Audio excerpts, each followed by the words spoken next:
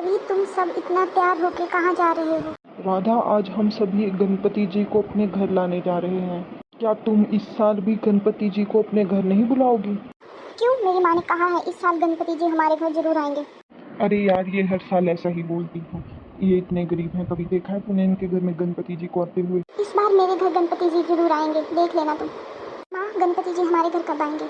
बेटा, इस साल तो नहीं, पर अगले साल तो गणपति जी जरूर हमारे घर आएंगे। अब तुम हमेशा ऐसा ही बोलती हो, कभी भी गणपति जी हमारे घर नहीं आते। माँ, तुम झूठ बोलती हो, हम बहुत गरीब हैं इसीलिए गणपति जी हमारे घर नहीं आते। अरे बेटा, तुम ऐसा क्यों बोल रही हो? भगवान कभी छोटा बड़ा नहीं देखते, उनके लिए सभी भक्त एक समान होते हैं। तो फिर वो हमारे घर क्यों नहीं आते? आज रवि भी अपने पापा के साथ गया है गणपति जी को अपने घर लाने के लिए।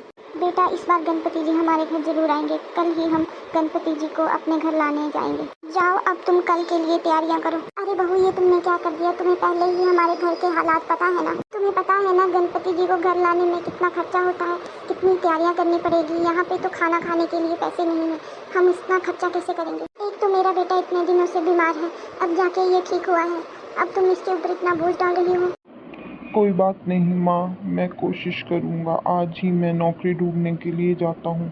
हाँ जी, आप चिंता मत कीजिए, मैं ज़्यादा खर्चा नहीं करूँगी, घर के सामान से ही अच्छे से सजावट कर दूँगी। गणपति जी की मूर्ति खरीदने के लिए भी तो पैसे चाहिए। कोई बात नहीं माँ, आप चिंता मत कीजिए, मैं सब कुछ संभाल लूँगी। माँ जी, हम कुछ आम के पत्ते तोड़ लेते हैं, घर में सजावट के काम आएंगे।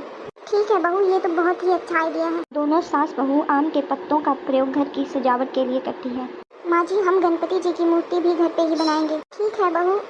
दोनों सास बहू मिलकर गणपति जी की बहुत ही सुंदर मूर्ति बनाती हैं। अरे माँ, ये गणपति जी तो बहुत ही प्यारे हैं। गणपति बप्पा मोरया। चलो बेटा, अब हम घर के अंदर थोड़ी सजावट कर लेते हैं। सारी तैयारी अच्छे से हो गई है, बस अब लड्डू और मोदक लाने ही बाकी हैं। बेटा, तुम आगे देखो बहुत ही कितनी सुंदर प्यारी सजावट सजावट है। की है बहू ने। मैं भी आप सबको एक खुशखबरी देना चाहता हूँ। मुझे मेरी पुरानी कंपनी में ही जॉब वापस मिल गई है।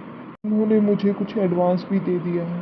तो रीना, पैसे लो और जाके मोदक ले आओ। देखा बेटा, भगवान कभी भी अमीर गरीब में भेदभाव नहीं करते, उनके लिए उनके सारे भक्त एक समान है। अगर मन में सच्ची श्रद्धा हो तो गणपति बप्पा अपने सभी भक्तों के घर जरूर आते हैं। गणपति बप्पा मोरया, मंगल मूर्ति मोरया।